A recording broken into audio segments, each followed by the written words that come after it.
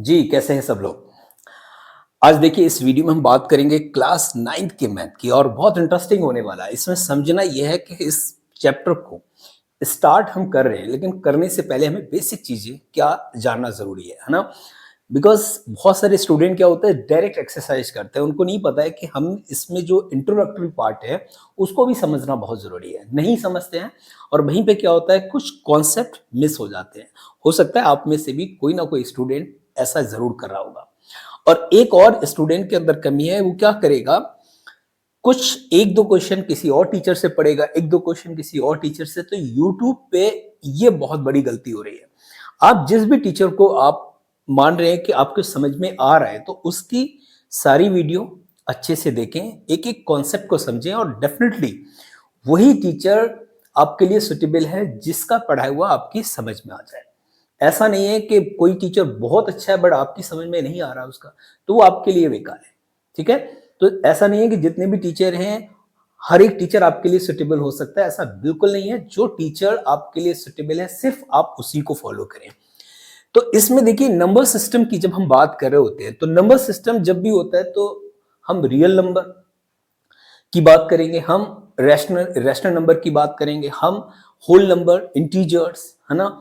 या फिर आप बात करेंगे साथ ही साथ नेचुरल नंबर की। तो यहाँ पे इस क्वेश्चन में 2 से 3 चीजें आपको समझनी है। मैं यहाँ पर एक ग्राफ लेता हूँ छोटा सा और उसके थ्रू इस क्वेश्चन को करेंगे तो बहुत सारी चीजें आपकी क्लियर हो जाएंगी। क्योंकि इंटीजर आपको पता होना चाहिए कि जो इंटीजर है वो क्या होते हैं, है ना? अगर इंटीजर आपको पता है तो बहुत हद तक चीजें यहाँ पर क्लियर हो जाएंगी। क्योंकि आपको पता है कि जब हम रियल नंबर की बात कर रहे होते हैं तो रियल नंबर को 2 पार्ट में डिवाइड करते हैं। एक होता है रैशनल और एक होता है इरेशनल। अगर ये पता है आपको, इरेशनल नंबर।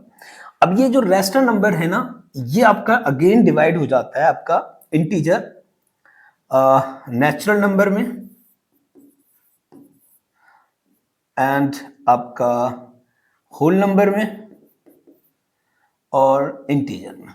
यहां तक अगर समझ में आ रहा होगा तो इट्स ओके, इतना समझना काफी है।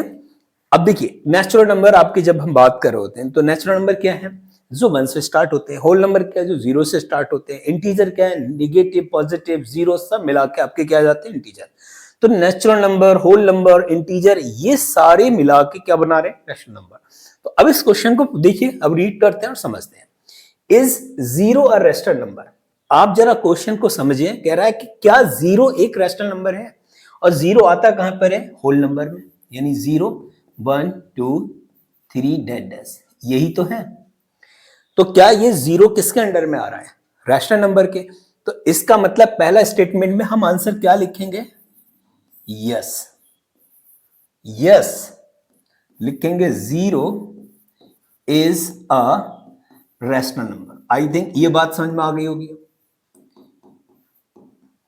इसमें इस थोड़ा सा हमने टेबल लिया और इस टेबल से हम क्यों समझाने की कोशिश कर रहे हैं, क्योंकि ये जो रैशनल नंबर है उसके अंडर में आता है होल नंबर, और होल नंबर के साथ क्या आ रहा है, देखिए 0। तो 0 is a rational number.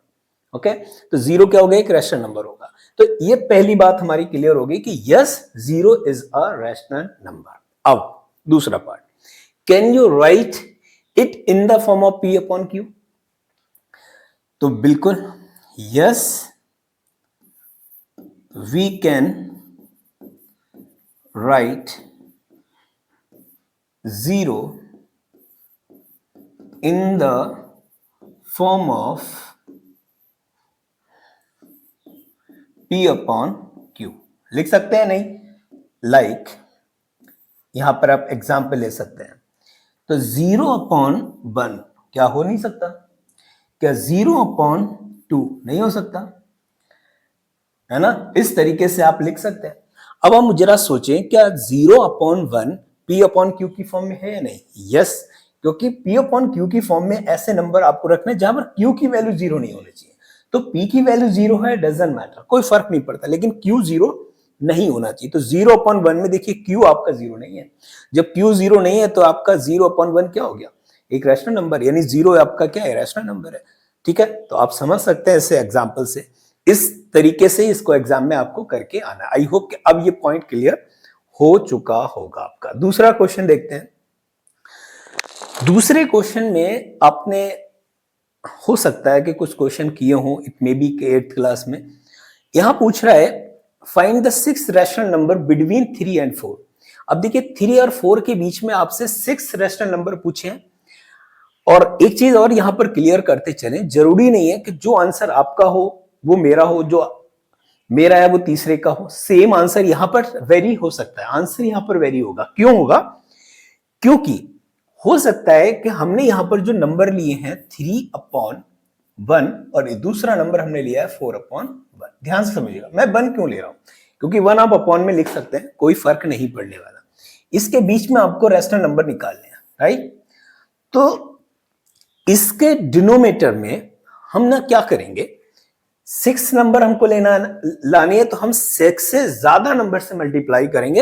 It may be के 7 हो सकता है, मे बी 8 हो सकता है, मे बी 9 हो सकता है।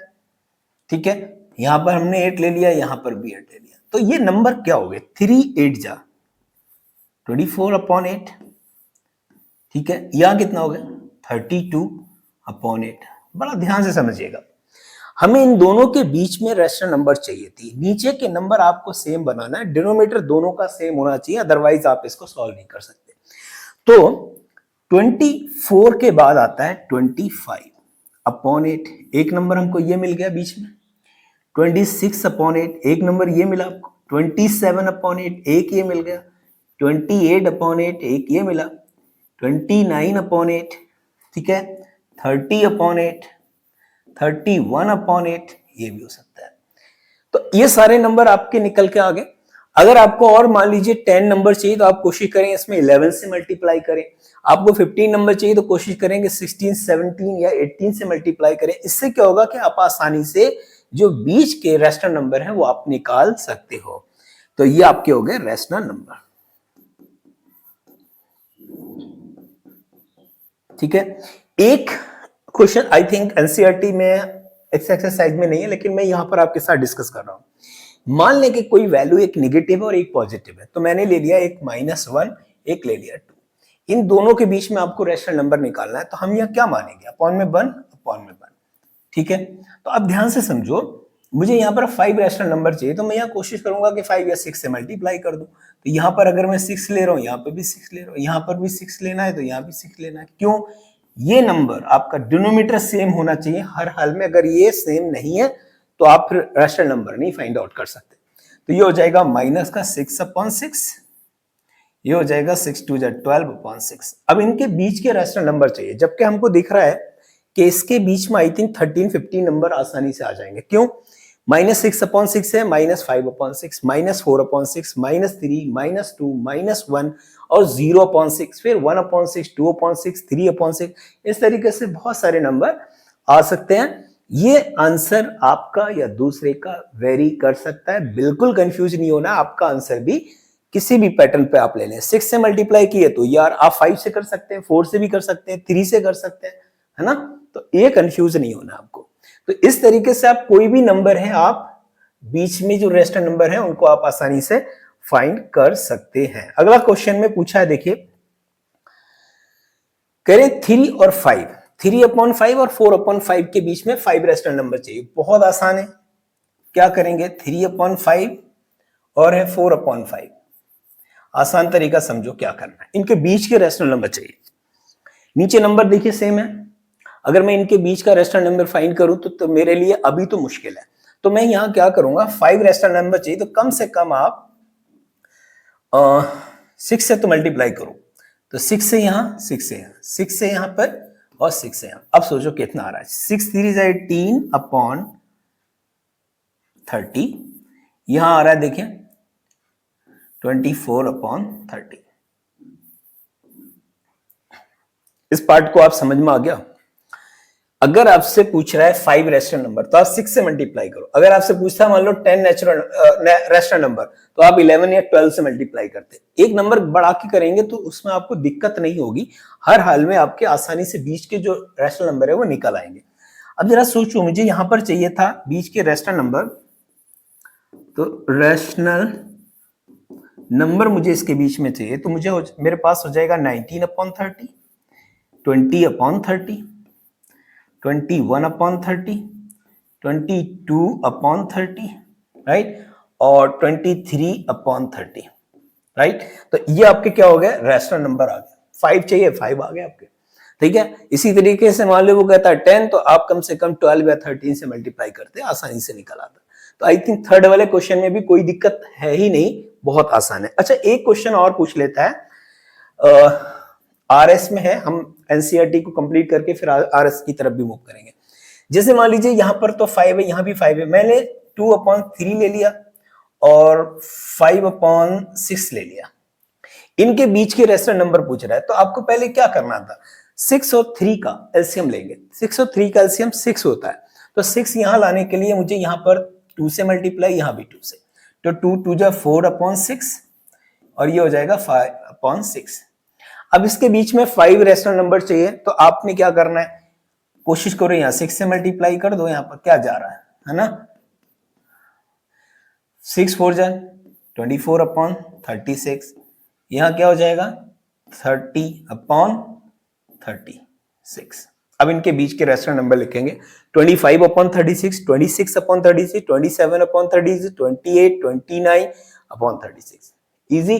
तो इस तरीके से भी पहले आपको हर हाल में क्या करना है, डिनोमिनेटर को इक्वल करना है, चाहे आप एलसीएम लेके करें, चाहे आप डायरेक्ट कैलकुलेट कर लें, लेकिन करना आपको इसको क्या है ना, इक्वल ही करना पड़ेगा।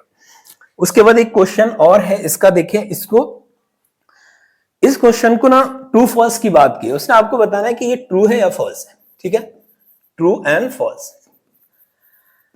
बहुत इजी वे में इसको समझने की कोशिश करना आपको।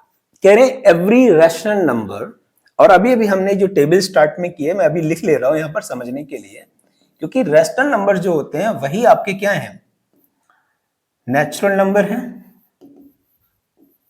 होल नंबर है और इंटीजर है।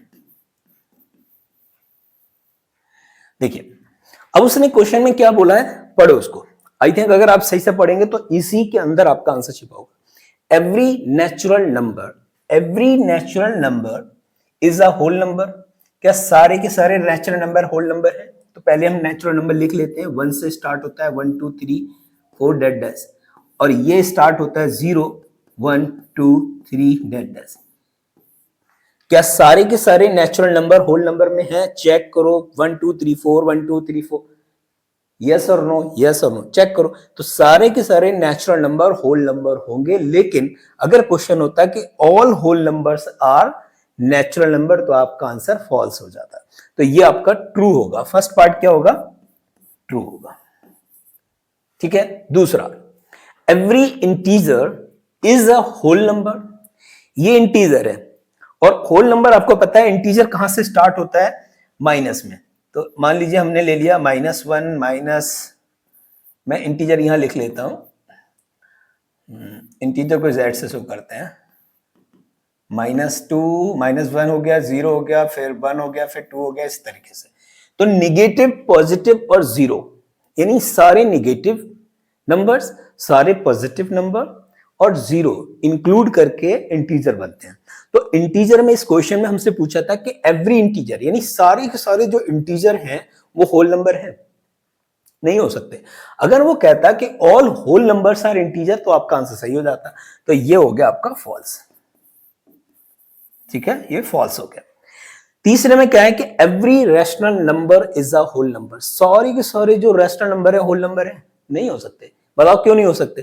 क्योंकि रैशनल नंबर तो नेचुरल नंबर भी है, रैशनल नंबर तो इंटीजर है, लेकिन होल नंबर से 0 से स्टार्ट हो रहा है, 0 1 2 3 4, लेकिन सारे इंटीजर यानी नेगेटिव जो वैल्यूज हैं वो होल नंबर नहीं हो सकती। तो इसका मतलब ये हुआ कि every rational number is a whole number, ये आपका फॉल्स होगा।